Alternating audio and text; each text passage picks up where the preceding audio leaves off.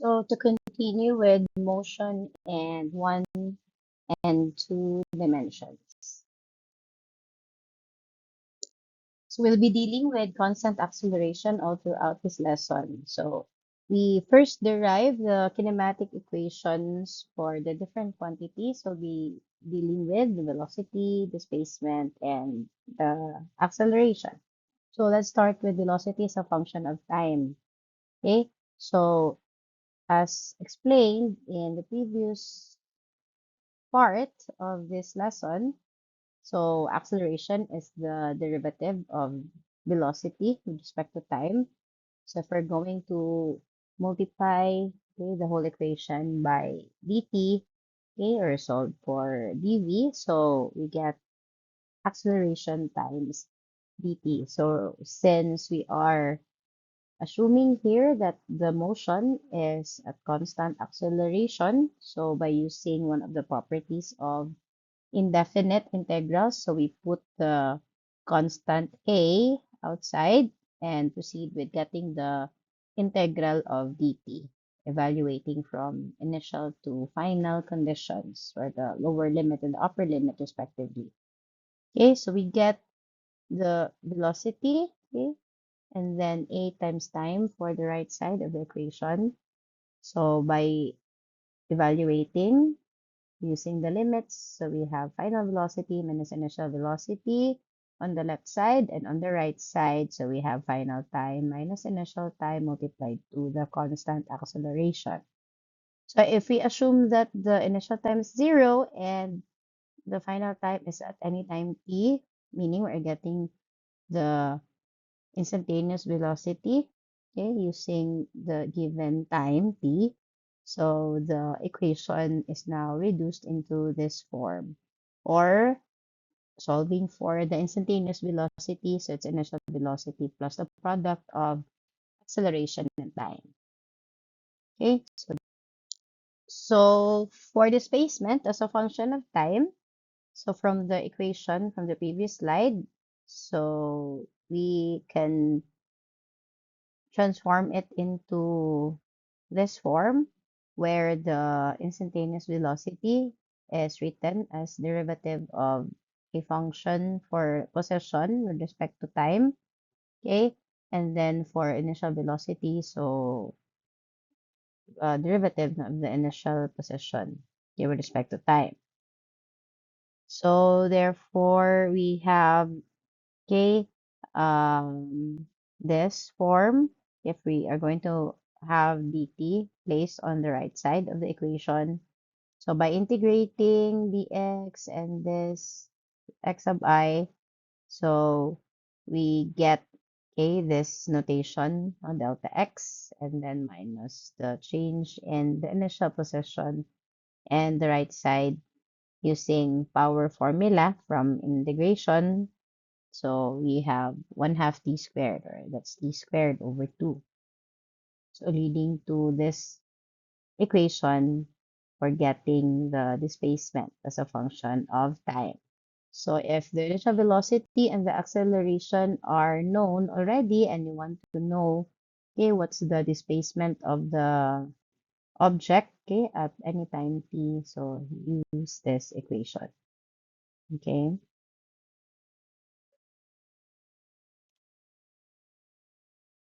So velocity as a function of displacement. So using this same equation from the last two slides. So if we're going to multiply this by dx over dx, so we get, okay, derivative of the velocity with respect to position multiplied to derivative of position with respect to time. Okay, so we have that property, okay, from differential calculus.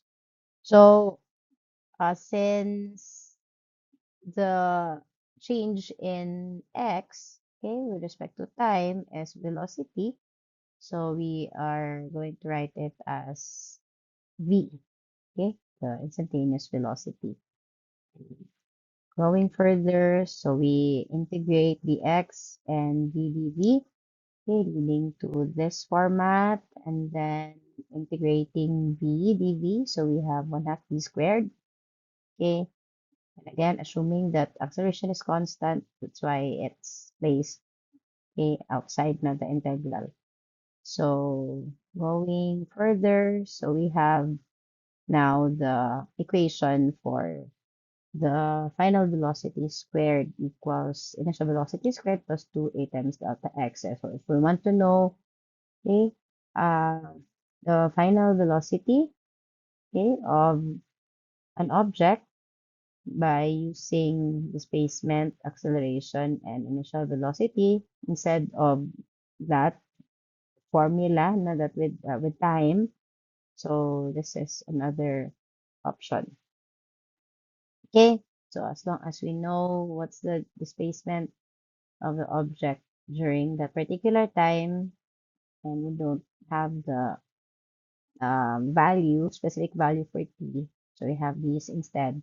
So we can use this equation to solve for instantaneous velocity. So we're just dropping letter F here, okay, meaning it's not the literal final, meaning the last velocity, the motion of the object, so we can get at any point the motion, okay, any point na velocity, no? So instantaneous velocity, therefore, can be solved using this equation.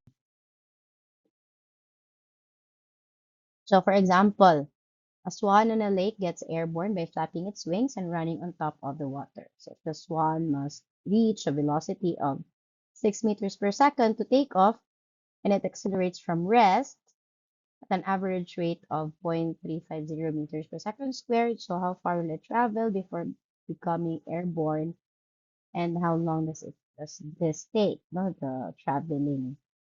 Okay, using these data that swan must reach a velocity of 6 meters per second. So let's first identify the given quantities. Okay, so we are given here.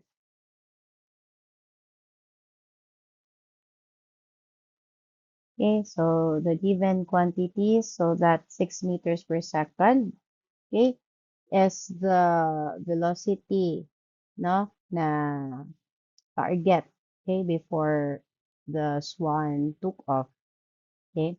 So it's final velocity, no, or just, again, you can just drop the letter F na subscript because it refers to this velocity at a certain moment, okay?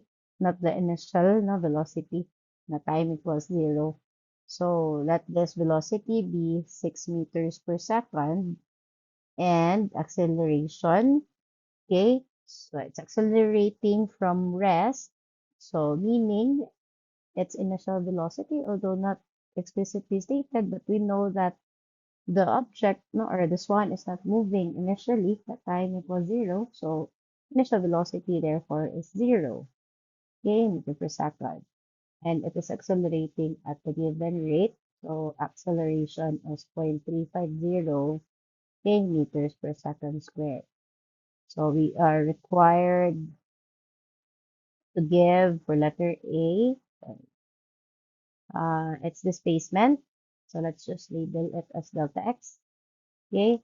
And then for the second one, so the time that it will take, okay, the swan to move from 0 to 6 meters per second and with this acceleration. So from those three kinematic equations derived, okay, in the previous slides, so we can use at least one of those, okay, depending on the given quantities. So for letter A, since we're solving for delta x and we know that um, these are the given data, so we can use the third formula, okay, the one with v squared on the left side and then initial velocity squared plus 2a delta x, okay, on the right side, no, of the equation. So to solve for delta x, so by algebraic operations, so we get v squared minus vi squared. So we transfer vi squared to the side, to the left side of the equation. and then dividing everything by 2a to get delta x on one side. And then plug in the values. So we have 6 meters per second. Okay, so it's okay to write meters per second one time lang. Okay, um, and same for initial velocity. Okay, as long as you know it that the units not consistent. Okay, but you need to write still no, the units. So that's 6 squared.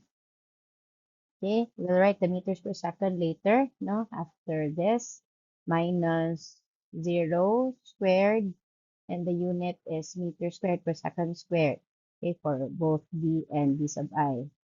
Okay, and then divide everything by 2 times the acceleration. Okay, write the unit so that you can do dimensional analysis to see if this is really dimensionally correct. So meters squared per second squared, dividing it by meters per second squared would give meters as a unit. So it's a unit for displacement. Therefore, okay, your formula, okay, is correct. So it's approximately 51.4286. 51.4286 meters. So the Swan, okay, traveled for 51.4286 meters before becoming airborne, so before taking off from the surface, not the water. And then for the second required quantity, so for how many seconds does this displacement take? Okay, so as much as possible, use the given quantities. Okay, if possible, do not use the computed delta x. But if by choice, then you have to use it. Okay, but if you have another equation that can be used to solve for t without putting delta x, okay, then that would be much better. So for v sub I, a, and t, so we have the instantaneous velocity function with respect to time, with the first derived equation. Okay, so we can solve for t by getting the difference between v sub v and v sub I and then divide it by a. So basically, using the acceleration definition, it's a change in velocity over time, right? So time, therefore, is change in velocity all over a. Okay, and then plugging in the values, so we have 6 minus 0. This is in meters per second, and acceleration is 0.350 meters per second square. So for the dimensions, so meaning this is second squared over second. So we have second for the unit, which is a unit of time. So let me write it here. So meters per second multiplied by the reciprocal of the denominator in unit. So we have second squared per meter. Okay, canceling out the meter and then one of the two s's here. So we get a second for the unit of time. Okay, so we're using the correct formula. Okay, so it's approximately 17.1429. 17.1429 seconds. Okay, so the Swan with an initial velocity of 0 and accelerating at 0.350 meters per second squared becomes airborne before becoming airborne. Okay, so its velocity is 6 meters per second and it has traveled 51.4286 meters at a time duration of 17.1429 seconds.